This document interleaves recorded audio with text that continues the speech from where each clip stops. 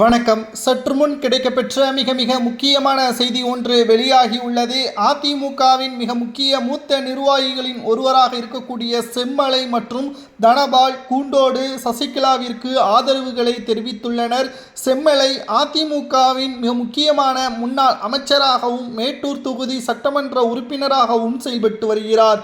இந்த முறை எடப்பாடி பழனிசாமி அவர்களுக்கு ஆதரவுகளை கொடுப்பது எந்த ஒரு பயனும் கிடையாது. களத்தில் அதிமுகவின் தொண்டர்கள், தென் மாவட்டத்தில் இருக்கக்கூடிய பெரும்பான்மையான அதிமுகவின் அடிப்படை உறுப்பினர்கள் அனைவரும் தற்பொழுது சசிகலாவிற்குத்தான் ஆதரவுகளை கொடுப்பதாக கூறி செம்மலை அவர்கள் தற்பொழுது சசிகலா அவர்களது கட்சியில் இணைந்துள்ளார். அது மட்டுமல்ல, முன்னாள் சபாநாயகர், அதிமுகவை சார்ந்த முன்னாள் சபாநாயகர் தற்பொழுது அதிமுகவில் கிட்டத்தட்ட பல ஆண்டுகளாக உழைத்தவருக்கு இன்று அவருக்கு வாய்ப்புகள் வழங்கப்படவில்லை. அதற்கு காரணம் அவரது மகன் தாவேகாவில் இணைந்ததாக கூறி அவருக்கு வாய்ப்புகள் மறுக்கப்பட்டுள்ளது.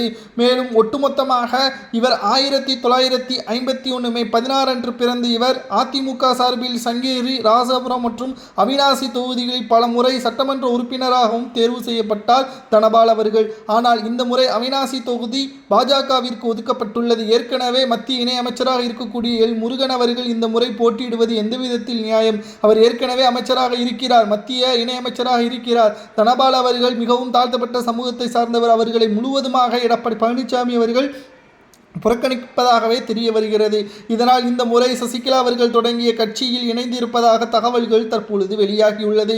எடப்பாடி பழனிசாமி அவர்கள் நல்லது செய்வதாக நினைத்து கொண்டு ஒட்டுமொத்தமாக அதிமுகவை தோல்வியை நோக்கிதான் சென்று கொண்டிருக்கிறார் என்ற குற்றச்சாட்டுகளும் தற்பொழுது முன்வைக்கப்பட்டு வருகிறது. கூண்டோடு, செம்மலை மற்றும் தனபால் போன்ற மிக முக்கியமான அதிமுகவின் மூத்த அமைச்சர்கள் ஆதரவுகள் எடப்பாடிக்கு கிடையாது, சசிகலாவிற்குத்தான் இருப்பதாக என்று தகவல்கள் தற்பொழுது வெளியாகியுள்ளது.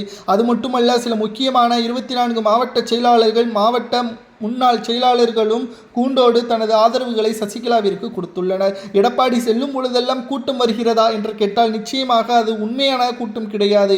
ஒரு நபருக்கு 300 ரூபாய் என்று கூறி அதிமுகவின் நிர்வாகிகள், அதாவது எடப்பாடிக்கு ஆதரவாக இருக்கக்கூடிய மாஜி அமைச்சர்கள் சிலர் தான் 300 ரூபாய் என்று கூறி ஒரு நபருக்கு கூட்டத்தை அழைத்து வருகிறார்கள். ஆனால் எடப்பாடி பேசும் பொழுதே அங்கிருந்து விலகியும் செல்கிறார்கள். இது நம்மால் கண்கூடாக பார்க்கக்கூடிய நிகழ்வாகவும் அமைந்துள்ளது.